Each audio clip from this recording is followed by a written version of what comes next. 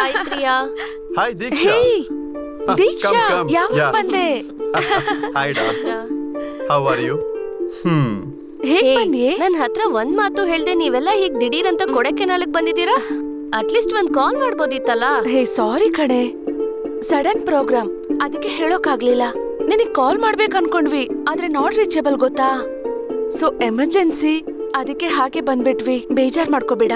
2 days ಇಂದ ತುಂಬಾ miss ಮಾಡ್ಕೊಂಡ್ವಿ ಗೊತ್ತಾ. ಇದೆಲ್ಲ ಟೂ ಮಚ್. ನನ್ ಹತ್ರ ಒಂದ್ ಮಾತು ಹೇಳ್ದೆ ನಿಮ್ ಪಾಡಿಗೆ ನೀವು ಕೊಡಕೆನಾಲ್ಗೆ ಬಂದಿದ್ದೀರಾ. ಒಂದ್ ಕಾಲ್ ಆದ್ರೂ ಮಾಡ್ಬೋದಿತ್ತಲ್ಲ. ಅದೇ ನಾವ್ ಬಂದಾದ್ಮೇಲೆ ನೀನ್ ಫೋನ್ ಮಾಡಿ ಹೇಳ್ದೆ ತಾನೆ. ಸರಿ, ನೀನ್ ಹೋಗಿ ಫ್ರೆಶ್ ಅಪ್ ಆಗ್ಬಿಟ್ಬಾ, ಆಮೇಲೆ ಮಾತಾಡೋಣ. ಸರಿ, ಕೋಪ ಮಾಡ್ಕೋಬೇಡ, ಚಿಲ್ಲಾಗಿರು. ಓಕೆ ಸರಿ, ಓಕೆ. ನಾನು ಫ್ರೆಶ್ ಅಪ್ ಆಗ್ತೀನಿ. ಡಿನ್ನರ್ ರೆಡಿ ಮಾಡಿ. ನಮ್ ಟೀಮಿಗೆ ಇವಳು ಬಂದಿದ್ದಾಳೆ. ನಿನ್ಗೆ ಓಕೆ ತಾನೆ? ನನಗೆ double okay.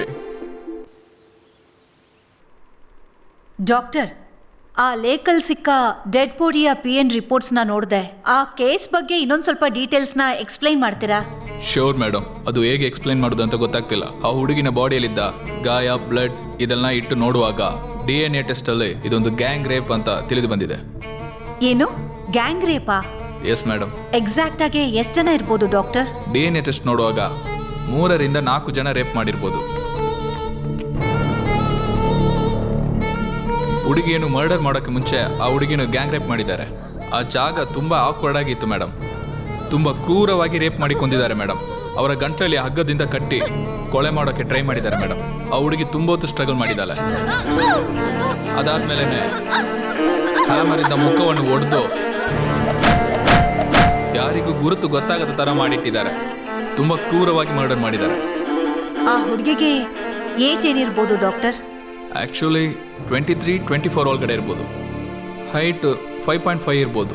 Okay doctor, exactly ಈ ಮರ್ಡರ್ ಯಾವಾಗ ಆಗಿರ್ಬೋದು ಅಂತ ಹೇಳ್ಬೋದಾ? ಎಸ್ ಮೇಡಮ್, ಎಕ್ಸಾಕ್ಟ್ ಆಗಿ 3 ತಿಂಗಳು ಮುಂಚೆ ಈ ಮರ್ಡರ್ ನಡೆದಿರ್ಬೋದು. ಬಾಡಿ ಅಂಡರ್ ವಾಟರಲ್ಲಿ ಇದ್ದದರಿಂದ ತುಂಬ ಡಿಕಂಪೋಸ್ ಆಗಿ ಸೊಫಿಸ್ಟಿಕೇಟೆಡ್ ಆಗಿದೆ.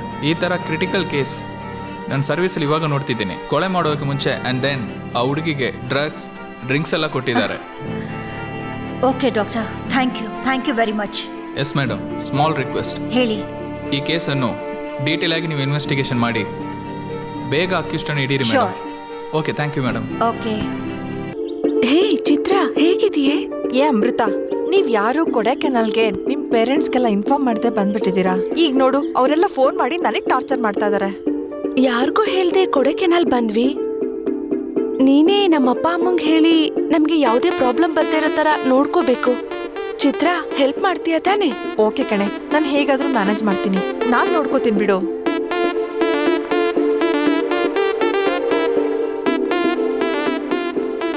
ನಾನ್ ನೋಡ್ಕೋತೀನಿ. ಸರಿ, ಓಕೆ.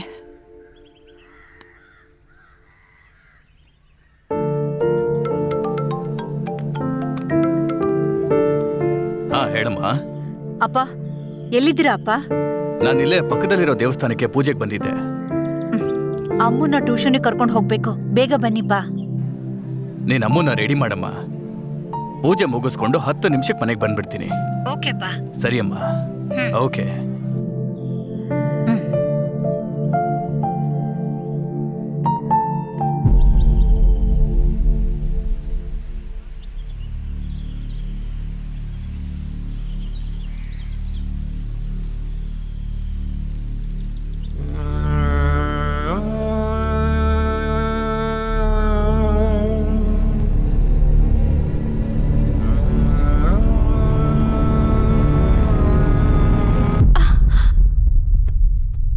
ಯಾರದು?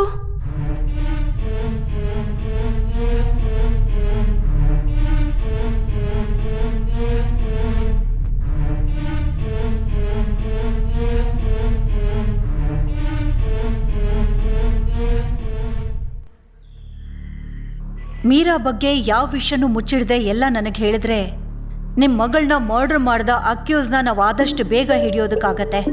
ಏನ್ ನಡೀತು ಅಂತ ಹೇಳಿ. ನನ್ನ ಮಗಳು ಬೆಟ್ಟದಲ್ಲಿರೋ ಜನರ ಬಗ್ಗೆ ಡಾಕ್ಯುಮೆಂಟ್ರಿ ಮಾಡೋದಕ್ಕೋಸ್ಕರ ಪದೇ ಪದೇ ಏರ್ಕಾಡು, ಏಲಗಿರಿ, ಕೊಳ್ಳಿಮಲೈ, ನೀಲ್ಗಿರಿ ಅಂತ ಹೋಗ್ತಾ ಇದ್ಲು. ಅದೇ ತರಾನೇ 3 ತಿಂಗಳ ಹಿಂದೆ ಕೊಡೈಕೆನಾಲಲ್ಲಿರೋ ಜನರ ಬಗ್ಗೆ ಡಾಕ್ಯುಮೆಂಟ್ರಿ ಮಾಡ್ತೀನಿ ಅಂತ ಹೋದ್ಲು. ಆಮೇಲೆ ಅವಳು ಪತ್ತೇನೇ ಇಲ್ಲ. ಫೋನು ಸ್ವಿಚ್ ಆಫ್ ಅಂತ ಬರ್ತಿದೆ. ಅದಕ್ಕೆ ಪೊಲೀಸ್ ಹತ್ರ ಕಂಪ್ಲೇಂಟ್ ಕೊಡೋಣ ಅಂತ ಬಂದ್ವಿ.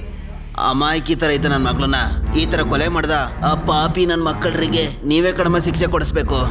ಓಕೆ, ನಿಮ್ಮ ಮಗಳ personal activity, boy friend, lover ಅಂತ ಏನಾದರೂ? ಅಯ್ಯಯ್ಯೋ, ಹಾಗೆಲ್ಲ ಏನಿಲ್ಲ ಮೇಡಮ್. ನನ್ನ ಮಗಳು ಚಿನ್ನ ಮೇಡಮ್. ನಿಮಗೆ ಯಾರ ಮೇಲಾದರೂ ಅನುಮಾನ ಇದೆಯಾ? ಇವಾಗ ಸಂದೇಹ ಪಟ್ಟು ಏನಾಗಬೇಕಾಗಿದೆ ಮೇಡಮ್? ಎಲ್ಲನೂ ಆಗೋಯ್ತಲ್ಲ ಮೇಡಮ್. ನಿಮ್ಮ ಮಗಳ ಕ್ಲೋಸ್ ಫ್ರೆಂಡ್ಸ್, ರಿಲೇಟಿವ್ಸ್ ಎಲ್ಲರ ಹತ್ರ ವಿಚಾರಿಸಿದ್ರಾ? ಎಲ್ಲ ಕಡೆ ವಿಚಾರಿಸಿದ್ವಿ ಮೇಡಮ್. ಯಾರು ಗೊತ್ತಿಲ್ಲ ಅಂತ ಹೇಳ್ಬಿಟ್ರು. ಆದ್ರೆ ಮೀರಾ ಫ್ರೆಂಡು ಚಿತ್ರಾನ ಹೋಗಿ ಭೇಟಿ ಮಾಡಕ್ ಹೇಳ್ದೆ. ನನ್ನ ಮಗಳ ಬಗ್ಗೆ ಕೇಳಿದ್ರು. ಅವಳು ಗೊತ್ತಿಲ್ಲ ಅಂತ ಹೇಳ್ಬಿಟ್ಲು ಮೇಡಮ್. ಓಕೆ, ನಿಮ್ಮ ಮಗಳ ಫೋನ್ ನಂಬರ್ ಹೇಳಿ. 79011141 ಮೇಡಮ್. ಓಕೆ, ನಾನು ಯಾವಾಗಲೇ ಕರೆದ್ರು ಅವಾಗೆಲ್ಲ ವಿಚಾರಣೆಗೆ ಬರಬೇಕು. ಸರಿ ಮೇಡಮ್. ನೀವು ಕೋಆಪರೇಟ್ ಮಾಡಿದ್ರೆ ನಿಮ್ಮ ಮಗಳನ್ನ ಮರ್ಡರ್ ಮಾಡಿರೋ ಅಕ್ಯೂಸ್ನ ಬೇಗ ಹಿಡಿಯೋದಕ್ಕಾಗುತ್ತೆ. Okay, madam. ನಾನು ನೋಡ್ಕೋತೀನಿ. ನೀವೇನು ಚಿಂತೆ ನಾವು ಮಾಡಬೇಡಿ. ಇನ್ನು ಬರ್ತೀವಿ ಮೇಡಮ್. ಬರ್ತೀವಿ ಮೇಡಮ್.